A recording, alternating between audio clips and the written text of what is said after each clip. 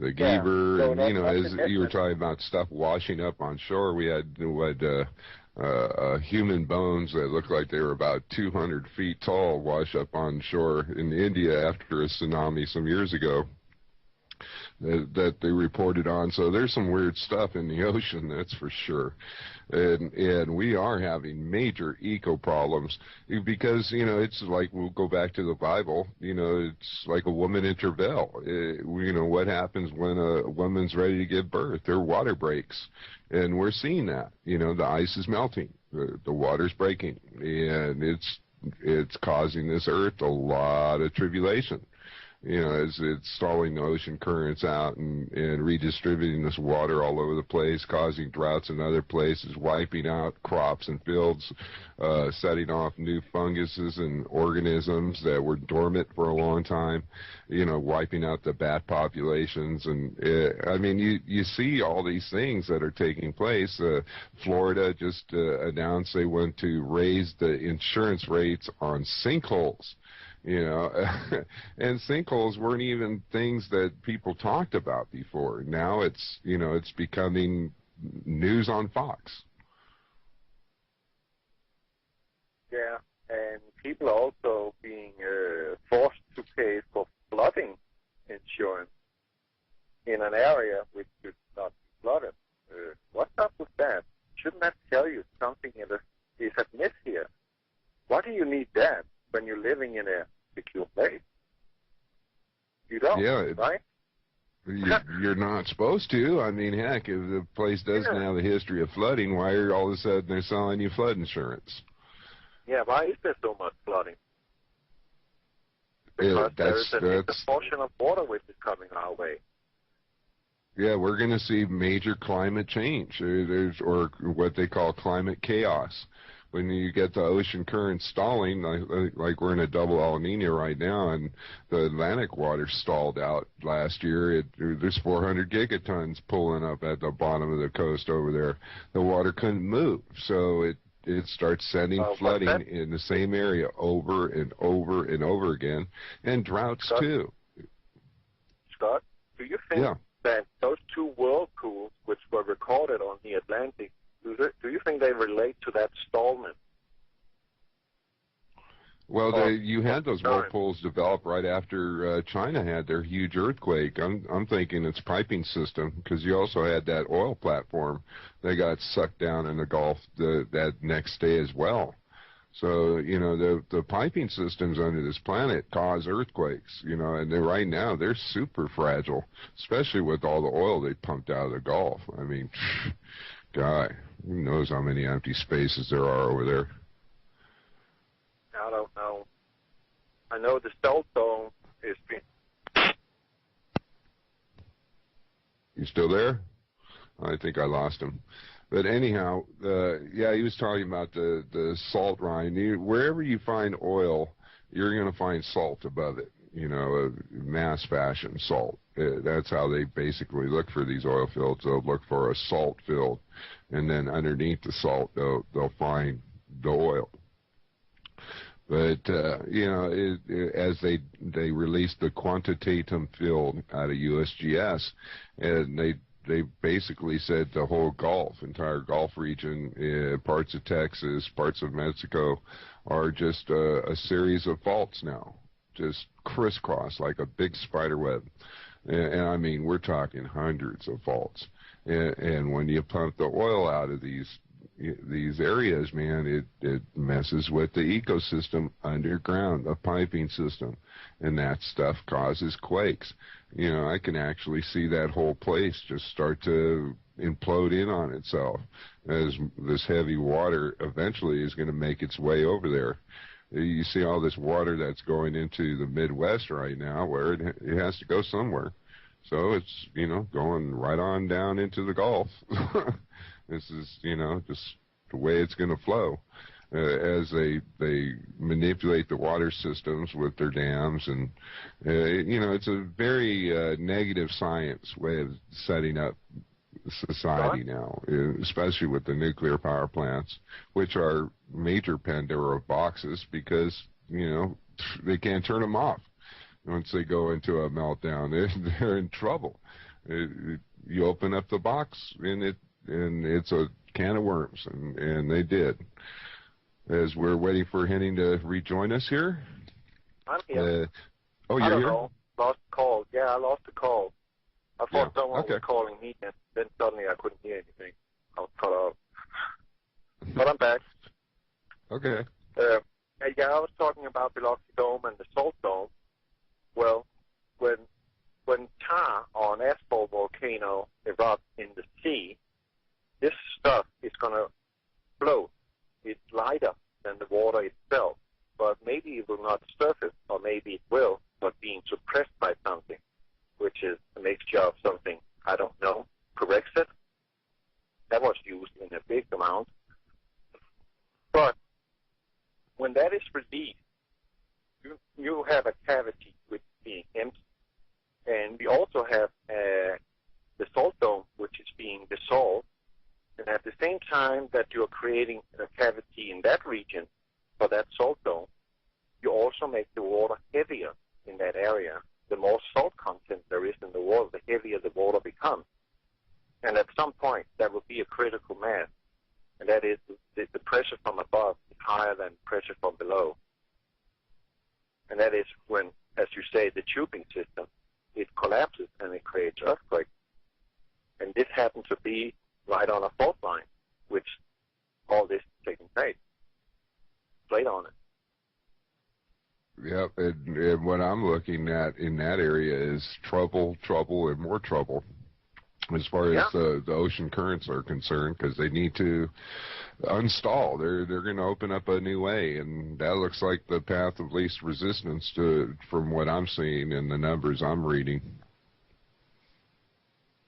Yeah, but so when is the flip going to come? Because at some point, due to what's going on out there in space and what's going on here on Earth, which is, I believe, is strongly related. It is heating up the Earth from the inside, and we're also heating the Earth from the outside, meaning on top of it, what is it, 2,500 nuclear detonations during the so-called Cold War. That's quite a lot of radioactive material which is accumulated on the poles, especially the North Pole, because most of the detonations took place on the northern hemisphere, so it's being dragged and sucked up to the pole and melting off the ice. It is not because of our global warming. It is because of those radioactive isotopes that are still active. They're still hot. They don't just stop being radioactive. Yeah, they just don't stop. They stay radioactive. That's what people don't understand. The halvation time for plutonium is 57 years. So this stuff is still very, very active. Yeah, a lot of people didn't even know that they had a bent spear incident in Greenland where one of the U.S. planes crashed, and you had 4 nuclear bombs go off that didn't reach yield, but they were dirty bombs. You know, and the U.S. came in there, tried to clean it out. There's reports of these subs dumping their water, you know, up there, and you know, Russia was doing all kinds of atomic testing up there. I mean, that place is powder caked. You know, when I came on YouTube a couple years back, no one was talking about the nuclear. No one was talking about all this stuff in the ice cores. Yeah, I'm going like, people, this is what's causing your ice to melt. You know, it had nothing to do with global warming. It's why ice melts, and it's still melting, even though the planet has, from what I'm seeing, has gotten cooler, 0.20 or 0.002 degrees. But, you know, it's just common sense kicks in. But they can't make no money on nuclear waste, you know. They got to sell it clean energy. They can't sell that on to the next one, right? It's untouchable, that stuff. Yeah. Yeah, it is. So what else is going on in your world, Henning? Oh, I'm just enjoying my work. I really, really like my work. But that's outside YouTube. That is my, what do you call it, professional life. I just love my work. I hear you. I hear you. Yeah. When I worked in the recovery field, you know, it was I loved it. You know, it's a blast working with others. You know, now that I had to step out into this arena because of the time being so short, you know, it kind of left me in between a rock and a hard place. You know, it's you know, you got to put out the warning. So, you know, that's God knows who has the moxie to pull it off. So he's going around picking his soldiers right now. The love brigade to this very uncaring and unloving society right now. It's the love of many is wax cold. I think the scripture states on that one. Have you noticed that as well? Yeah, it is. It is a mad world we live in. Mad world. It seems like everybody's against each other. And that don't make no sense. No, it don't. We all brothers and sisters, right? And yet Supposedly. At each other. Hey, you got a wrong skin color. What's wrong with you? No, I can't use you in my life because you don't look like me. What is that? Yeah. Yeah. And that person you're saying that disgusting words to in racism has dreams and hopes and wishes just like you. We're all the same. But hey, hello, is there anybody in there? We're all the same. And I think that's what the message Christ was delivering when he says the time is opened up for the Gentiles. This is, you know, he loves his creation, you know, and boy, we're supposed to be, you know, caretakers of this planet, and this planet is in a lot of distress now because it wasn't taken care of. What did it take care of? We took care of our self-indulgence. That's what it is. Oh, yeah. Yeah, the great me society. Yeah. Me. Yeah. Me first. We'll be back in a minute. This is Scott with Believers Underground on Liberty Broadcasting Network with Henning. And this is Scott on Liberty Broadcasting Network here with Henning. And you there, Henning? Okay.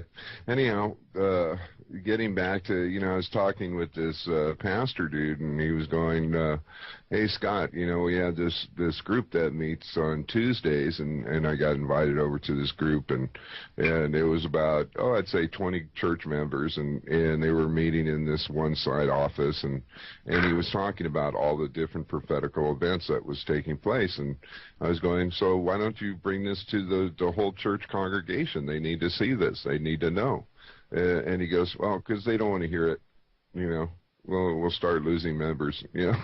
We're going like, wow, you're going to be losing members because of this climate stuff. And, it's like GMO Christian, you know, this wonderful actor in Hollywood. I mean, he's a total truther. He's totally in the know, you know, and I was looking at Henning. Henning has a young boy, and I wanted to ask him, you know, how that went. You know, he goes, should I tell my son or not? And you know, these children, the reason why you got one generation after the next generation coming up totally blind as a bat, flying in the dark, is because their parents aren't telling them what's going on.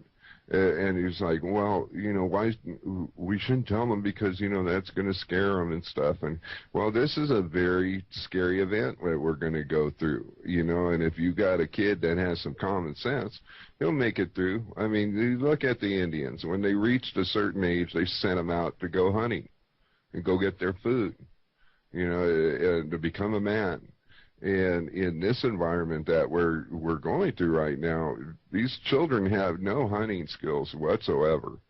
As far as the political environment, they have no clue. Children of today is completely immature. Yeah. Can you hear me? They're immature, and they're overprotected.